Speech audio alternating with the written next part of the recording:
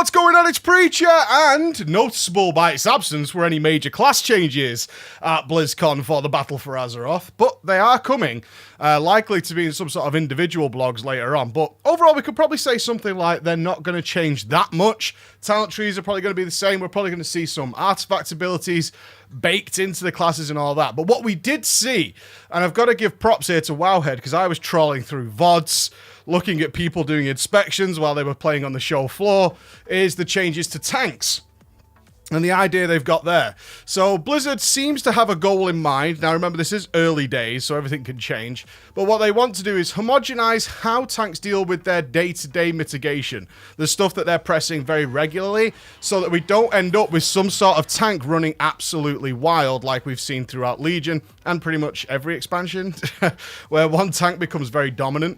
So how are they doing this? And maybe you can leave your thoughts. What they're doing is they are crushing magical mitigation. They're absolutely annihilating it. So you've seen things like anti-magic shell go from 25% magic reduction to 8.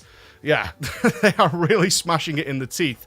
Not only that, they're changing pretty much all forms of active mitigation to just be armor bonuses. That's not percentage damage reductions. They seem to be going away. So in the case of paladins who were just putting up damage reduction, which is a very boring start, I said that at the very beginning of Legion before it even came out, they're changing it to armor. Bone shield is now armor. Things like that. They're changing all these things to be armor. In the cases of the special ones like monks, they're making sure magical stagger is down to just 20%. They're also making Ignore Pain. Yes, it's still staying.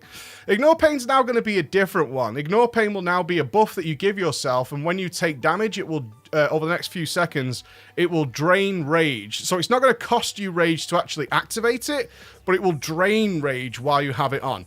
This, I think, is just to prevent the spammy nature of Ignore Pain when you're taking a lot of damage, is that you're just pressing it over and over again because your rage bar is instantly filling back up and creating some skew in what warriors take. It's not uncommon to see warriors just get hammered sometimes, and they're trying to fix that. So what is the purpose of all this? Trying to homogenize the tanks in terms of just mitigation. Keep the play styles of the tanks different and individual. But when it comes to how they deal with incoming damage, making them relatively similar so that one shouldn't just lead the charge and be so much better. So the Guardian Druids would be the case of that in Legion, where they're just so much better in so many scenarios. They've even had one of their mitigation tools removed in terms of Mark of Ursol and still be miles ahead. They're going to have to rebalance some other stuff, though. Death Strike starts to look very powerful once they've already got this flat armor bonus from Bone Armor and they're doing some healing. Similar with Vengeance is going to look a bit wonky. So over time, this is going to balance out. But I really like this strategy.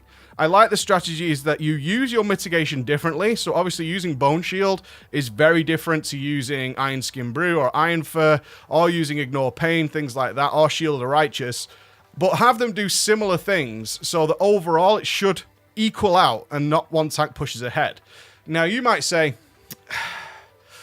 I don't mind having to swap tanks, and you would be correct. If I was to talk to my tanking friends, which are sort of old school tanks, they've been at it for years, when a new expansion launches, they see it as part of their job to have every tank ready to go.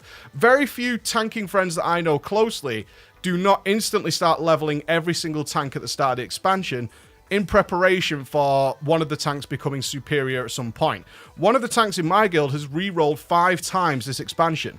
That's not a lie. He went from a warrior to a paladin, to a monk, to a druid, and to something else. Not quite a DK yet, I don't think. So they see it as normal. And I imagine there's a lot of tanks out there who also see that as normal. They take their tanking very seriously, and also they like tanking. It's what they enjoy. So being able to tank on alts all the time is actually no problem for them, especially if they can be raid ready should something come up like Maiden, where we need to soak a massive hit. Okay, well, this class is better at it. We need to have a Roar on Kill Jaden. Okay, well, I can switch over to Guardian. It's not a big deal. They like that. However, there's probably way more people who are, this is my character. I decide to roll a warrior. I shouldn't be punished for that, because Guardian Druids are so much better. I don't want to play a Druid, I want to play my Warrior, and you've kind of screwed me up here because you've just made Guardian Druids completely unbalanced when it comes to higher end content. That's not what I want. And also, even in lower end content, this has an effect because community perception, that wonderful phrase we've learned over Legion, people think, oh, well, they're garbage because everyone's playing Guardian, so you should be playing Guardian too. And you're like, I love this character. I don't want to play a Guardian. So for those guys, it's going to work out better, which should be the vast majority of people. A lot of people are calling this dumbing down. I'm not seeing it as dumbing down, honestly. It's still active mitigation. You still need to be using it sensibly, and people who use it badly are still going to be punished.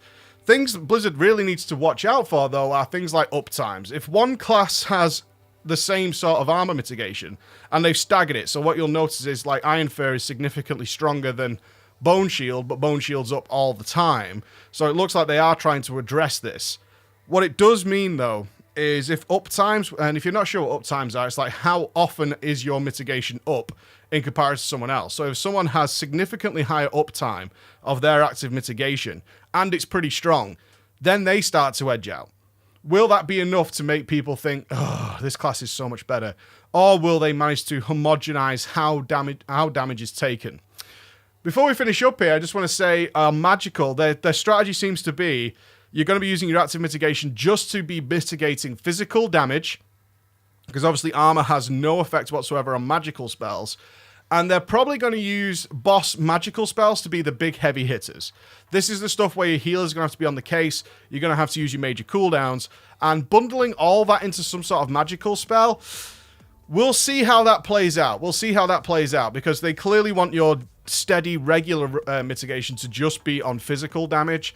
Are they just going to build in some sort of magical attack that all bosses do, along with something that's the Mega Crush spell, in order to force you to use your shield walls and your survival instincts and all that kind of stuff? So we'll pay attention to it, but that's where they're going with tanking. Leave your thoughts down below. Thank you very much. Bye-bye.